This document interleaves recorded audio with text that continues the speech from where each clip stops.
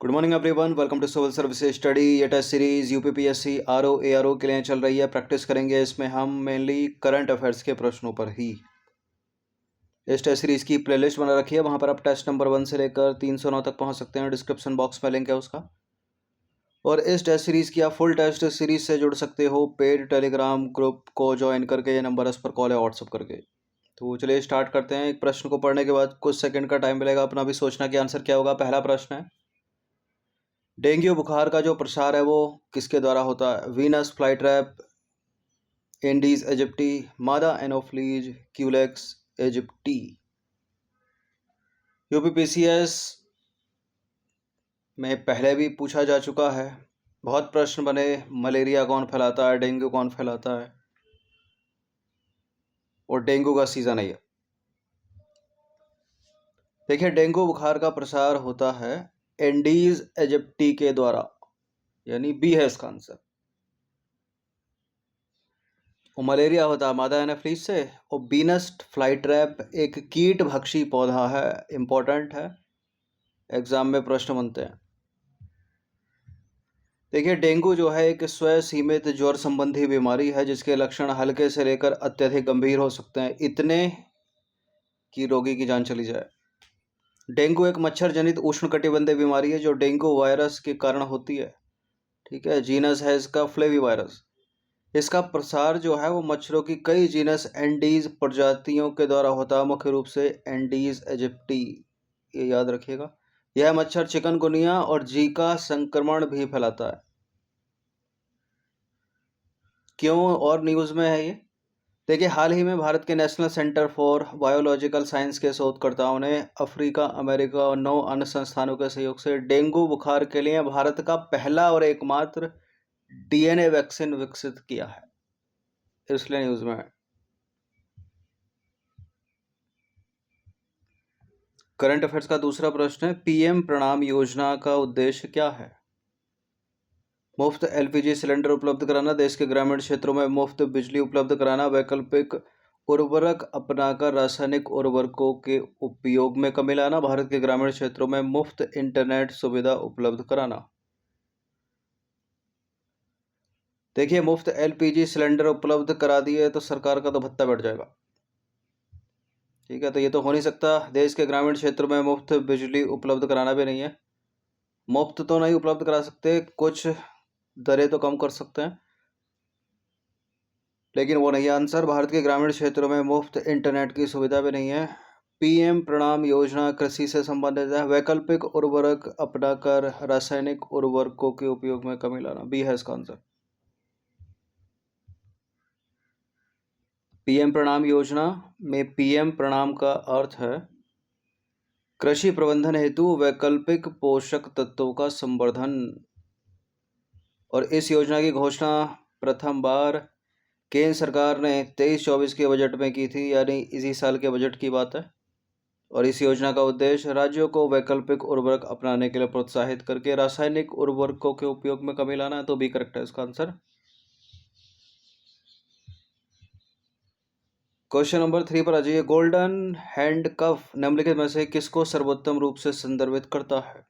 संतुलित बजट की दिशा में एक प्रयास, किसी कंपनी द्वारा नए कर्मचारियों को अपनी ओर आकर्षित करने के लिए दी गई बड़ी रकम, किसी कंपनी द्वारा कर्मचारियों को उनकी सेवा से पहले नौकरी छोड़ने के लिए किया गया भुगतान, किसी कंपनी द्वारा कर्मचारियों को कंपनी में बनाए रखने के लिए रॉयल्टी भुगतान।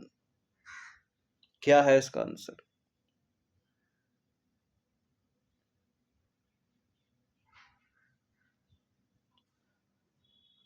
देखिए, इसका आंसर है ऑप्शन नंबर 1। ठीक है, किसी कंपनी द्वारा कर्मचारियों को कंपनी में बनाए रखने के लिए दी गई रॉयल्टी, ताकि वो किसी दूसरी कंपनी को ज्वाइन ना कर लें, क्योंकि वो कर्मचारी अच्छे हैं, उत्तम कौशल है उनके पास। तो ए है इसका आंसर।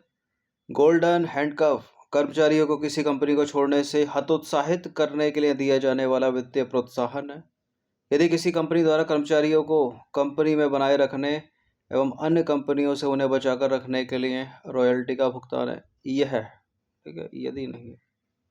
देखिए, नियोक्ता जो है ऐसे व्यक्तियों को अपने साथ बनाए रखने के लिए प्रोत्साहन देते हैं जिन्होंने कंपनी के लिए अच्छा प्रदर्शन किया है और जिनके पास असाधारण कौशल है। ठीक है।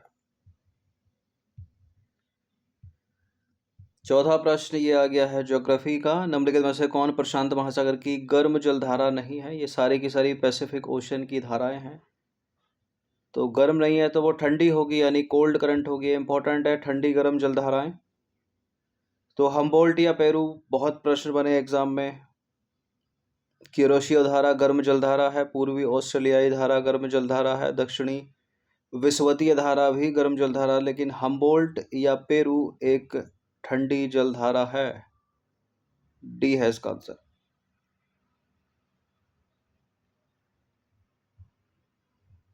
यह है प्रशांत महासागर की धाराएं। उत्तरी एवं दक्षिणी विषुवतीय गर्म धारा, क्यूरोशियो की गर्म धारा और कैलिफोर्निया की ठंडी जलधारा है। यह भी प्रशांत महासागर की है। इनको पढ़ते चलिएगा।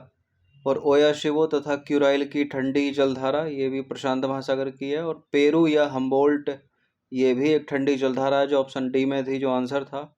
और यह दक्षिण अमेरिका के पश्चिमी तट के सहारे दक्षिण में उत्तर दिशा में प्रवाहित होने वाली एक ठंडी जलधारा है। तो पेरू या हम्बोल्ट एक ही बात है। एक प्रशांत महासागर में बहती है पूर्वी ऑस्ट्रेलियाई धारा। दक्षिणी विषुवतीय रेखीय जलधारा ऑस्ट्रेलिया तट के पास विभाजित हो जाती है। यह पूर्वी ऑस्ट्रेलिया की धारा के नाम से जानी जाती है, जो गर्म धारा है। तो पैसिफिक में ठंडी और गर्म दोनों जलधाराएं हैं। इसमें दो तरह से प्रश्न बनते हैं। एक तो सीधे सीधे पूछ लेगा निम्नलिखित में से कौन सी ठंडी जलधारा, निम्नलिखित में से कौन सी गर्म जलधारा। एक से अधिक स्टेटमेंट बनाकर ही पूछ लेगा। और ऊपर से वो ये पूछ लेगा कि अगर ये ठंडी है तो किस प्रशांत महासागर की है, और गर्म है तो किस प्रशांत महासागर की है। पांचवा प्रश्न है निम्नलिखित में से कौन से कार्य फिरोज शाह तुगलक द्वारा करवाए गए। नहरों का विकास किया उसने, हिसार नगर की स्थापना की उसने, सरायों का निर्माण किया उसने। सारे के सारे सही हैं। क्या क्या किया फिरोज शाह तुगलक ने? नहरों का विकास किया फिरोज शाह तुगलक ने, करेक्ट है। हिसार नगर की स्थापना भी की, नहर सरायों का निर्माण भी करवाया। तो डी है इसका आंसर। फिरोज शाह तुगलक की उपलब्धियां हैं ये। फिरोज शाह तुगलक ने अपने राज्य में बुनियादी ढांचे के विकास हेतु प्रमुखता से कार्य किया। दीवाने खैरात उसका एक विभाग था दान के लिए। दीवाने वदगान गुलामों का विभाग था। और सराय यानी विश्राम गृह व्यापारी और अन्य यात्रियों के लिए था। उसने 4 नए शहरों फिरोजाबाद, फतेहाबाद, जौनपुर और हिसार की स्थापना की। इंपॉर्टेंट है, एग्जाम में कई बार प्रश्न बने। एसएससी ने बनाए, बैंक ने बनाए, रेलवे ने बनाए और स्टेट पीसीएस ने भी बनाए। और क्या क्या फिरोज तुगलक ने? उसने यमुना से लेकर हिसार शहर तक, सतलज से घग्गर तक, घग्गर से फिरोजाबाद तक, हरियाणा में मांडवी और सिरमौर की पहाड़ियों से हांसी तक नहरों का निर्माण करवाया। और क्या क्या करवाया? फिरोज शाह तुगलक द्वारा लगाए गए कर, खराज, जकात, खम, सिंचाई कर, उद्यान कर, चुंगी और बिक्री कर। इंपॉर्टेंट है फिरोज शाह तुगलक। अलग अलग प्रश्न बनते हैं। नंबर 6 पर आ जाइए। नवीन और नवीकरणीय ऊर्जा मंत्रालय की हरित हाइड्रोजन की परिभाषा के अनुसार प्रति किलोग्राम हाइड्रोजन में कार्बन डाइऑक्साइड की मात्रा प्रति किलोग्राम से अधिक नहीं होनी चाहिए। 1 किलोग्राम से अधिक नहीं होनी चाहिए, 2 किलोग्राम से अधिक, 3 किलोग्राम से अधिक या 4 किलोग्राम से अधिक। बताइए क्या है इसका आंसर।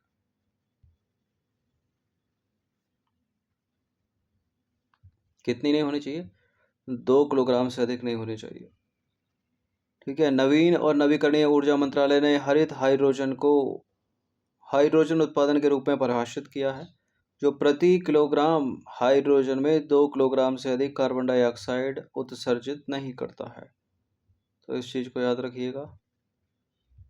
क्वेश्चन नंबर 7 पर आ जाइए। अभी हाल ही में तलगिरीश्वर मंदिर चर्चा में रहा। यह मंदिर किस राज्य में स्थित है?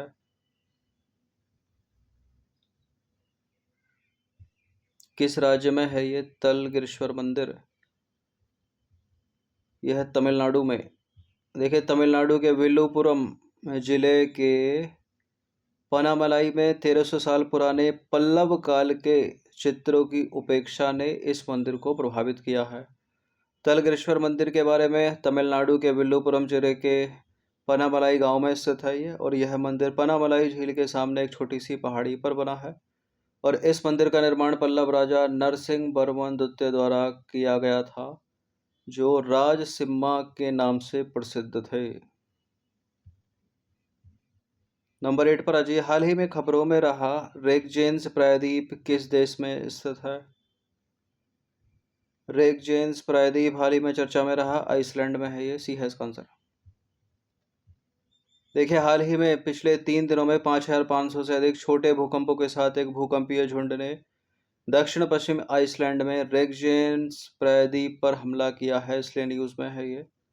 और रेगजेंस प्रायद्वीप के बारे में, यह दक्षिण पश्चिम आइलैंड में एक प्रायद्वीप है जिसकी विशेषता क्या है? विशाल लावा क्षेत्र, ज्वालामुखी और बढ़ी हुई भूतापीय गतिविधि। और यह मध्य अटलांटिक दरार के साथ चलता है, जहां यूरेशियन और उत्तरी अमेरिकी टेक्टोनिक प्लेट अलग हो रही हैं। क्वेश्चन नंबर 9 पर आ जाइए। इंटरनेशनल कोर्ट ऑफ जस्टिस में न्यायाधीश कितने वर्ष की अवधि के लिए चुने जाते हैं? और अवधि ही गायब है। ठीक है, ये हो गई है एक प्रिंटिंग मिस्टेक, तो चलो इसके ऑप्शन दे देते हैं। इंटरनेशनल कोर्ट ऑफ जस्टिस में न्यायाधीश कितने वर्ष की अवधि के लिए चुने जाते हैं? पहला ऑप्शन है 10 वर्ष, दूसरा ऑप्शन है 5 वर्ष, तीसरा ऑप्शन है 11 वर्ष और चौथा ऑप्शन है 9 वर्ष। क्या है इसका आंसर? इसका आंसर है 9 वर्ष, 9 सालों के लिए चुने जाते हैं। देखिए, इंटरनेशनल कोर्ट ऑफ जस्टिस की स्थापना हुई थी 1945 में संयुक्त राष्ट्र चार्टर द्वारा, और इसने 1946 में काम करना शुरू कर दिया। ठीक है, 1945 में स्थापना, 1946 में काम करना शुरू कर दिया। यह संयुक्त राष्ट्र का प्रमुख अंग है, जो नीदरलैंड के हेग में पीस पैलेस में स्थित है। और संयुक्त राष्ट्र के 6 प्रमुख अंगों के विपरीत यह एकमात्र ऐसा अंग है जो न्यूयॉर्क में अवस्थित नहीं है। ठीक है, यूएसए के न्यूयॉर्क में अवस्थित नहीं है, क्योंकि ये अवस्थित है नीदरलैंड के हेग में।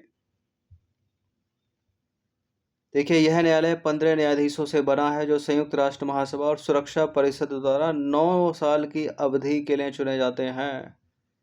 ये अंग एक साथ परंतु अलग अलग मतदान करते हैं।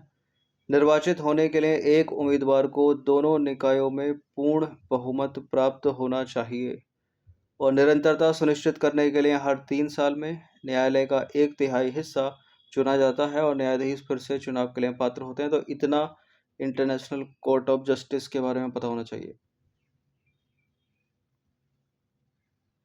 करंट अफेयर्स का प्रश्न है, भारत ने एशियन गेम्स 2023 में कुल कितने पदक जीते? तो भारत ने एशियन गेम्स 2023 में जीते हैं कुल 107 पदक। अगर पैरा एशियन गेम्स की बात कर ले तो 111 पदक जीते हैं। देखिए, भारत ने एशियाई खेल 2023 अभियान को 107 पदकों की रिकॉर्ड संख्या के साथ समाप्त किया है। 107 में गोल्ड मेडल कितने? 28, सिल्वर कितने? 38, ब्रॉन्ज कितने? 41। और भारत ने पैरा एशियन गेम्स 2023 में कितने जीते? कुल 111 पदक जीते। क्वेश्चन नंबर 11 पर आ जाइए। एशियन गेम्स 2023 में, यानी एशियाई खेल 2023 में भारत की ओर से ध्वजवाहक कौन रहे या रही? Mary com, Neeraj Chopra, Abhinav Bindra, P और श्रीजेश।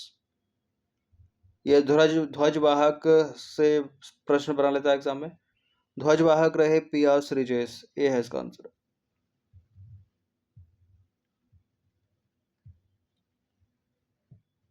देखिए, एशियन गेम्स में हॉकी खिलाड़ी पी आर श्रीजेश एथलीटों की परेड में भारत के ध्वजवाहक थे, और हाल ही में ये 19वें एशियाई खेल हैं। ठीक है ये 2022 के, लेकिन 2023 में अभी आयोजित किए गए चीन के हांगझू में, और ओलंपिक स्पोर्ट्स सेंटर स्टेडियम में ये संपन्न हुए। ठीक है, ये डिले होने का कारण क्या था? चाइना में कोरोना था 22 में। सर्वाधिक 338 पदकों के साथ प्रथम स्थान पर कौन सा देश रहा जिस देश में ये हुए? यानी चीन रहा। और अगला करके पूछ ले तो, ठीक है, 19वें थे। अगर 20वें एशियाई खेल पूछ ले वो कहाँ होंगे 2027 में? वो होंगे जापान में। एथलीटों के प्रदर्शन की बात करें तो भारत के प्रदर्शन में देखेंगे सबसे अधिक पदक जीतने वाला खेल एथलेटिक्स था, जिसमें 6 स्वर्ण पदक जीते गए, 14 रजत पदक जीते गए, 9 कांस्य समेत कुल मिलाकर 29 पदक जीते गए। ठीक है, और टोटल पदक जीते भारत ने कितने? 107। ये एथलीटों की बात हो रही है। देखिए हॉकी के परिदृश्य में देखें तो भारत की पुरुष हॉकी टीम ने एशियाई खेलों में स्वर्ण पदक जीता और जापान को 5-1 से पराजित करके पेरिस ओलंपिक में अपना स्थान सुरक्षित किया। नए खेलों के आगमन की बात करें कि नए खेल कोई जोड़े गए क्या, इस तरह से भी कोई प्रश्न पूछ लेते हैं। तो 2023 के एशियाई खेलों में इलेक्ट्रॉनिक स्पोर्ट्स और ब्रेक डांसिंग 2 नए खेलों की शुरुआत की गई, इसको भी याद रखिएगा। अब आ जाइए क्वेश्चन नंबर 12 पर। यूरेनियम उत्पादन में इन देशों को अवरोही क्रम में रखिए, यानी जिसका उत्पादन सबसे ज़्यादा होगा वो सबसे पहला आएगा, उससे कम उससे कम उससे कम, यानी डिक्रीजिंग ऑर्डर। करंट अफेयर्स का प्रश्न है, इंपॉर्टेंट प्रश्न है। तो सबसे ज़्यादा उत्पादन कर रहा है कजाकिस्तान, तो ऑस्ट्रेलिया वाला हटा दीजिए, कनाडा वाला हटा दीजिए। कजाकिस्तान के बाद कनाडा, कनाडा के बाद ऑस्ट्रेलिया तीसरे पर। तो ए हो जाएगा इसका आंसर। यूरेनियम का सबसे बड़ा उत्पादक देश कजाकिस्तान है, विश्व की आपूर्ति का 45%, उसके बाद कनाडा 13% और तीसरे पर ऑस्ट्रेलिया 12%। यूरेनियम के बारे में अगर जानें तो यूरेनियम बहुत ही महत्वपूर्ण तत्व है, क्योंकि यह हमें परमाणु ऊर्जा केंद्रों में बिजली उत्पादन करने के लिए इस्तेमाल किए जाने वाला परमाणु ईंधन प्रदान करता है। यह वह प्रमुख खनिज भी है जिससे अन्य कृत्रिम ट्रांस यूरेनियम तत्व बनाए जा सकते हैं। और प्राकृतिक रूप से पाए जाने वाले यूरेनियम में 99% यूरेनियम 238 और 1% होता है यूरेनियम 235। और रिएक्टरों में यूरेनियम का उपयोग आमतौर पर यूरेनियम डाइऑक्साइड या यूरेनियम धातु के रूप में किया जाता है।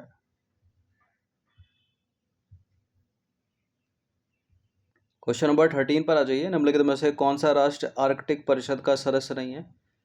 आर्कटिक काउंसिल का मेंबर कौन कौन नहीं है इसमें? क्या यूएसए आर्कटिक काउंसिल का मेंबर है, लेकिन इसमें ऑप्शन में नहीं है। कनाडा आर्कटिक काउंसिल का मेंबर है, फिनलैंड भी है, स्वीडन भी है, स्विट्जरलैंड नहीं है। ठीक है, तो इसका आंसर हो जाएगा ऑप्शन नंबर बी। देखते हैं, आर्कटिक परिषद यानी आर्कटिक काउंसिल की स्थापना हुई थी 1996 में। इसके तहत कनाडा, डेनमार्क साम्राज्य, फिनलैंड, आइसलैंड, नॉर्वे, रूसी संघ, स्वीडन और संयुक्त राज्य अमेरिका की सरकारों ने ओटावा घोषणा पर हस्ताक्षर किए थे। आर्कटिक परिषद के सदस्यों की बात करें तो Canada, Denmark, Finland, Iceland, Norway, रूसी संघ, स्वीडन और संयुक्त राज्य अमेरिका नहीं है, तो इसमें स्विट्जरलैंड। क्वेश्चन नंबर 14 पर अजय, निम्नलिखित में से नासा द्वारा संचालित कौन सा अंतरिक्ष यान बृहस्पति ग्रह के चारों ओर लूपिंग कक्षाएं बनाता है? Galileo, Orion, Cassini, Juno. Cassini से कई बार प्रश्न बने एग्जाम में। ये सैटर्न का है यानी शनि का है और नासा का है ये भी, लेकिन यहाँ बृहस्पति की बात हो रही है तो ये आंसर है यहाँ पर जूनो, डी। देखिए जूनो नासा द्वारा संचालित सौर ऊर्जा से चलने वाला एक अंतरिक्ष यान है जो विशाल ग्रह बृहस्पति के चारों ओर लंबी लूपिंग कक्षाएं बनाता है। और जूनो को वर्ष 2011 में लॉन्च किया गया था और वर्ष 2016 में बृहस्पति पर पहुंच गया ये। जूनो ने वर्ष 2023 में बृहस्पति और उसके चंद्रमा आयो की एक बेहतर फोटो कैप्चर की है। और बृहस्पति का चंद्रमा आयो अपनी तीव्र ज्वालामुखीय गतिविधियों के लिए जाना जाता है, जैसे कि पृथ्वी का चंद्रमा है चंद्रमा, और बृहस्पति के 75 से अधिक चंद्रमा है यानी उपग्रह, पृथ्वी का उपग्रह चंद्रमा। ये इंपॉर्टेंट प्रश्न है बायोलॉजी का, साइंस का। राइबो न्यूक्लिक एसिड यानी आरएनए के बारे में ये पूछ रहा है। निम्नलिखित में से कौन सा एक नाइट्रोजनी बेस इसमें नहीं पाया जाता? 10th क्लास में अगर आपके पास साइंस साइट रही होगी तो बहुत ही आसान सा प्रश्न है आपके लिए ये, और नहीं भी रही है तो आसानी से हो जाएगा। तो आरएनए में पाया जाता है एडेनिन, साइटोसिन, थाइमिन और होता है यूरेसिल, ग्वानिन। एडेनिन, साइटोसिन और ग्वानिन, लेकिन इसमें थाइमिन नहीं होता। जो नहीं होता तो वही है इसका आंसर, डी। देखिए आरएनए यानी राइबो न्यूक्लिक एसिड, ये फुल फॉर्म भी याद रखनी है। राइबोन्यूक्लिक अम्ल। इसमें जो है एडेनिन, साइटोसिन, ग्वानिन और यूरेसिल पाया जाता है। इसमें एडेनिन यूरेसिल के साथ, साइटोसिन ग्वानिन के साथ युग्म बनाता है। ठीक है, थायमिन इसमें नहीं पाया जाता, थायमिन पाया जाता है आरएनए में। जबकि डीएनए में, जिसका पूरा नाम है deoxy nucleic acid, deoxy nucleic acid, इसमें एडेनिन, साइटोसिन, ग्वानिन और थायमिन पाया जाता है। इसमें साइटोसिन ग्वानिन के साथ युग्म बनाता है और एडेनिन थायमिन के साथ युग्म बनाता है।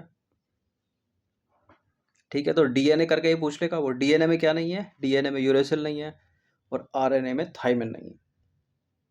इसको अलग अलग करके याद रखिए। क्वेश्चन नंबर 16 पर आ जाइए। सन 1884 में थियोसॉफिकल सोसाइटी के वार्षिक अधिवेशन में निम्नलिखित में से कौन सा नेता शामिल नहीं था? ये मॉडर्न हिस्ट्री का इंपॉर्टेंट प्रश्न है। 1884 में अड्यार यानी मद्रास में हुआ था थियोसॉफिकल सोसाइटी का वार्षिक अधिवेशन। एलन ऑक्टेवन ह्यूम थे इसमें, दादा भाई नौरोजी थे इसमें, सुरेंद्र नाथ बनर्जी थे इसमें, पुरुषोत्तम मुदलियार नहीं थे। तो डी है इसका आंसर। देखिए, 1884 में अड्यार यानी मद्रास में हुए थियोसॉफिकल सोसाइटी के वार्षिक अधिवेशन में एलन ऑक्टेवन ह्यूम, दादा भाई नौरोजी और सुरेंद्र नाथ बनर्जी आदि शामिल हुए। और इसी के बाद 1884 में इंडियन नेशनल यूनियन नामक संगठन की स्थापना A.O. ह्यूम ने की थी। तो कौन नहीं था? पुरुषोत्तम मुदलियार। क्वेश्चन नंबर 17 पर आ जाइए। 1920-22 के दौरान चलने वाले असहयोग आंदोलन में गिरफ्तार होने वाले प्रमुख नेता थे। पहले प्रमुख नेता ये थे Mohammad Ali Jinnah, option number D. 1920-22 के दौरान चले असहयोग आंदोलन में गिरफ्तार होने वाले प्रथम प्रमुख नेता मोहम्मद अली जिन्ना थे। गिरफ्तार होने वाले अन्य नेता की बात करें, मोतीलाल नेहरू गिरफ्तार हुए, चित्तरंजन दास गिरफ्तार हुए, लाला लाजपत राय हुए, मौलाना अबुल कलाम आजाद हुए, सी राजगोपालाचारी हुए, राजेंद्र प्रसाद हुए और सरदार वल्लभ भाई पटेल भी गिरफ्तार हुए। लेकिन पहले जो नेता गिरफ्तार हुए, प्रमुख नेता, वो है मोहम्मद अली जिन्ना। थोड़ा डीप जाकर पूछा है प्रश्न, लेकिन इतना डीप तो अभी पैट का जो एग्ज़ाम हुआ था उसमें ही पूछे, ऊट पटांग सवाल पूछे गए बहुत। क्वेश्चन नंबर 18 पर आ जाइए। काली या कपासी मिट्टी में निम्नलिखित में से किन किन पोषक तत्वों की कमी पाई जाती है? तो सारी मिट्टियों पर हमने टेस्ट सीरीज में विस्तार से चर्चा की है, एक एक प्रश्न बनाया उनसे बनने वाला, वैसा ही एक प्रश्न ये है। काली मिट्टी या रेगुर सॉइल या काली कपासी मिट्टी भी इसको कहते हैं, इसमें नाइट्रोजन और फॉस्फोरस की कमी पाई जाती है। तो डी है इसका आंसर। देखिए, काली या रेगुर या कपासी मिट्टी में लोहा एवं चूना, पोटास एवं एल्युमिनियम, कैल्शियम एवं मैग्नीशियम और कार्बोनेट प्रचुर मात्रा में पाया जाता है, जबकि नाइट्रोजन, फॉस्फोरस और कार्बनिक तत्वों की कमी पाई जाती है। इसको हमेशा याद रखिएगा। इस मिट्टी का निर्माण हुआ है ज्वालामुखी लावा के अपक्षयण और अपरदन से, और इस मिट्टी में नमी धारण करने की बेहतर क्षमता होती है। क्वेश्चन नंबर 19 पर आ जाइए। करंट अफेयर्स का प्रश्न है। कच्चे पाम ऑयल के वैश्विक उत्पादन में निम्नलिखित में से कौन से दो देश अग्रणी है? इंपॉर्टेंट है प्रश्न, बताइए। Malaysia Laos, Cambodia Thailand, Myanmar Indonesia, Indonesia Malaysia.